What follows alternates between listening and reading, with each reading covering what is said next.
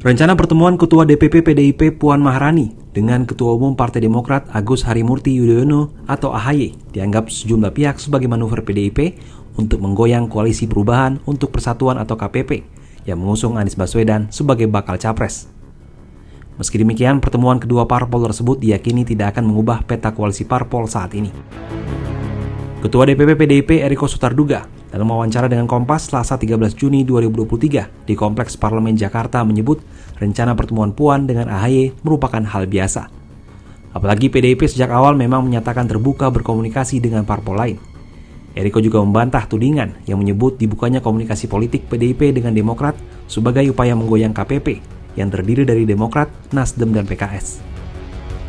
Terkait masuknya nama AHY dalam kandidat cawapres Ganjar, Eriko memastikan PDIP terbuka dengan peluang tersebut. Namun nantinya, seluruh keputusan tetap akan diputuskan Ketua Umum Megawati Soekarnoputri, Ganjar Pranowo, parpol pengusung, dan terakhir Presiden Joko Widodo. Setelah dikerucutkan, tentu nanti akan dibicarakan dengan, jangan lupa, Presiden sekarang yang menjadi kader utama dari PDI Perjuangan, Bapak Presiden Joko Widodo. Beliau berperan sangat penting. Why? Karena tingkat popularitas dan kesukaan dari publik, dari rakyat Indonesia, dan yang merasakan bahwa beliau itu berhasil, hampir 80%, kurang lebih 80%. Itu tidak main-main, Bung Franky, itu tertinggi dalam sejarah. Bahkan di luar negeri pun tidak pernah ada yang setinggi itu. Nah, itu harus diterima, dipertimbangkan sebelum diputuskan. Begitu juga calon presiden kita, Mas Ganjar Pranowo. Peneliti senior di Pusat Riset Politik Badan Riset dan Inovasi Nasional atau BRIN, Firman Nur, dalam keterangannya Selasa 13 Juni di Jakarta mengungkapkan, kecil kemungkinan PDIP dan Demokrat akan berkoalisi di pemilu 2024. Analisisnya mengacu rekam jejak kedua parpol yang tidak pernah berjalan beriringan sejak pemilu 2004. Selain itu, Demokrat diketahui juga telah menandatangani piagam kesepakatan dengan Nasdem dan PKS untuk mengusung Anies Baswedan sebagai bakal capres.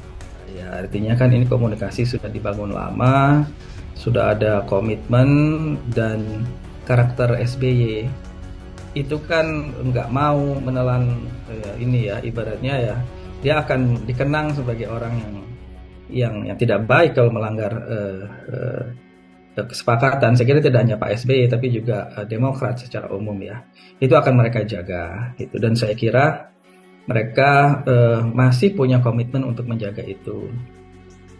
Yang menjadi concern ini kan sebetulnya apa yang harus ditunggu ya sebetulnya ketika kelihatannya semua sudah oke, sudah ready, kenapa ini tidak berangkat juga ini kapal ibaratnya kan. Berdasarkan kalkulasi hasil survei Litbang Kompas sejauh ini, pembentukan koalisi dan pencalonan Anies dinilai lebih banyak menguntungkan Partai Nasdem yang terlebih dahulu menggagasnya. Hal ini terlihat pada saat pengumuman Anies sebagai capres. Elektabilitas Nasdem pada Januari 2023 sempat mencapai angka 7,3%. Meningkat dari sebelumnya 4,3% pada Oktober 2022. Sementara pada Partai Demokrat justru menurun dari sebelumnya 14% pada Oktober 2022 menjadi 8,7% pada Januari 2023. Lalu, apakah Demokrat akan tetap bertahan dengan koalisi perubahan atau justru ikut bermanuver dengan PDIP? Kita tunggu saja.